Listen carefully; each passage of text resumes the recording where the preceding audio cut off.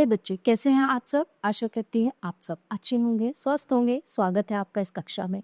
आइए आज हम पढ़ते हैं हिंदी का पाठ 7, मैं बसता हूँ। पाठ परिचय। वर्तमान युग में बस्ते का प्रयोग बढ़ गया है। बस्ता होता है, बस्ता मतलब हमारा जो स्कूल बैग होता है, और वो डिफरेंट टाइप का होता है ना, स्कूल बैग जो हमारा बस्ता होता है। ठीक है। कभी सोचा है कि बस्ते की शुरुआत कहाँ से हुई? आइए इस आत्मकथा में बस्ते के इतिहास के बारे में हम लोग पढ़ते हैं, है ना। तो जो हमारा स्कूल बैग होता है उसको हम हिंदी में बोलते हैं बस्ता। चल मित्रों, मैं बस्ता हूँ। मेरा इतिहास बहुत पुराना है। मेरे पेट में अनेक चीजें, सब्जी, राशन, मिठाइयाँ, अनाज, पेंसिल, रबर, पानी की बोतलें, अनेक प्रकार के फल, लैपटॉप आदि सभी चीजें रखी जाती। इससे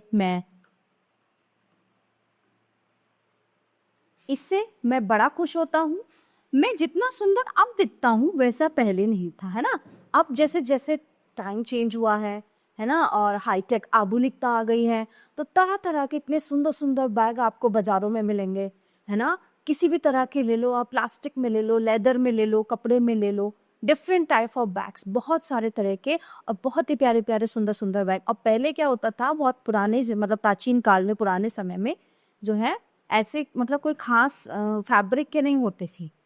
सिंपल जो कपड़ा हुआ, कपड़े के हो गए, टाट होता था, इस एक तरह से कोई प्लास्टिक बैग होते थे इस तरह के। लेकिन आज के समय में ना बहुत डिफरेंट टाइप्स के हो गए हैं। आओ आज अपने बारे में थोड़ा विस्तार से बताता हूँ। मैं मिस्र में उत्पन्न हुआ, ठीक है, मिस्र देश में उत्पन्न हुआ। उस समय लोग जंगलों से अनेक फल तोड़कर मुझ में रखते थे। कुछ एक तो पत्थरों, लोहे के औजार भी मुझ में रखने लगे। मुझे लोग उस समय चमड़े से बनाया करते थे। मेरी सिलाई भी चमड़े से ही की जाती थी। मेरी जरूरत सबसे पहले पुरुषों को ही, है ना, सबसे पहले आदमियों को हुई। वे ही वनों में जाने के लिए औजार मुझ में रखकर जाते थे, और वापसी में फल रख कर घर ले आती। क्योंकि क्या होता था उस समय, तो औरतें तो घर पे रहती थी, है ना। आदमी जो थे, मनुष्य जो थे, वो बाहर काम करने के लिए जाते थे, और अपने तरह तरह के औजार, सामान, और उनको रखने के लिए जब उन्हें लगा कि हमें कुछ ऐसी चीज चाहिए जिसमें अपना सारा सामान रख के ले जा सके, तो उन्होंने चमड़े के जो है बैग, थैले का आविष्कार किया, बैग का। वर्ष 1500 से 1800 ईस्वी के बीच लोगों ने रंगों से मुझको सजाना भी शुरू कर दिया था। उससे मैं काफी सुंदर दिखने लगा। 16वीं शताब्दी में जब लोग मुझे पैसे रखने के लिए अपनी पोशाकों में जेब के रूप में रखकर पहनकर चलने लगे, इससे मुझे बड़े गर्व की अनुभूति हुई, है ना। बैग छोटे छोटे भी बनने लगे। फिर आगे चलकर महिलाएं मुझे ज्यादा पसंद करने लगी। वे मुझे अपने साथ लटका कर चलती तो मैं खुशी से झूम उठता। अब मुझे चंपे के अलावा प्लास्टिक, रेक्सीन, लोहे, इस्पात आदि से बनाया जाने लगा, और मैं उनकी शोभा बनता गया। अब धीरे धीरे मेरा आकार बड़ा होता गया। लोग मुझ में अधिक सामान भर कर, ठीक है, यात्राएं करने लगे। और इतना ही नहीं, रेतीले और गर्म देशों में लोग मुझे सुराही नुमा, देखो ये रहा, इस तरह से सुराही नुमा बनाकर उसमें पानी भरकर तथा ऊंट पर लाद कर लंबी लंबी यात्राएं करने लगे। मुझे लोगों की प्यास बुझाने में बड़ा मजा आने लगा। महिलाएं तो मुझे हमेशा साथ रखती, और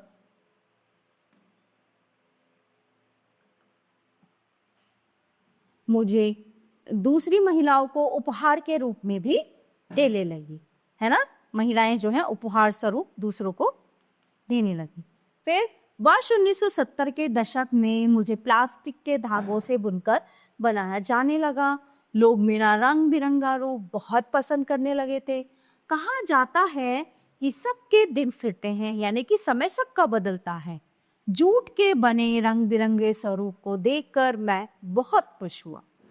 लोग हाथों हाथ मुझे खरीदने लगे। मैं अत्यधिक खुश तब होता जब बच्चे और बड़े मुझे खरीदकर अपने कंधे से लटकाकर खुशी से झूमते हुए चल। आगे चलकर प्लास्टिक को संशोधित करके नायलॉन के धागों से मुझे बनाया जाने लगा। बुनाई की रंग बिरंगी पट्टियां एवं डिजाइन ने लोगों को खूब आकर्षित किया। फिर रेक्सीन से मुझे बनाया जाने लगा। बच्चों, तुम अपने जिस बस्ते को लेकर मजे से चलते हो वह इन्हीं चीजों से बना है। इसमें तुम अपना पेन, पेंसिलें, रबर, पुस्तकें, कॉपियां, टिफिन बॉक्स एवं पानी की बोतल रखकर चलते।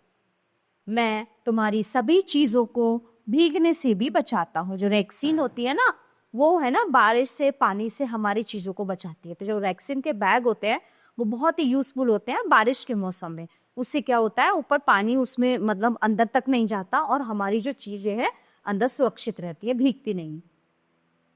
तुम मुझे अपनी पीठ पर लादकर बड़े प्यार से चलते हो, है ना, इसलिए मैंने भी तुमसे दोस्ती कर ली है। आजकल तो office bag, laptop bag, polythene bag, market bag आदि अनेक प्रकार के बैग बनने लगे हैं। कुछ विश्व प्रसिद्ध कंपनियां गुक्की, है ना, मिलानो आदि सुंदर और महंगे बैग बनाने लगी। इन वस्तुओं के लिए वे मॉडलों से फैशन शो भी करवाती हैं, है ना।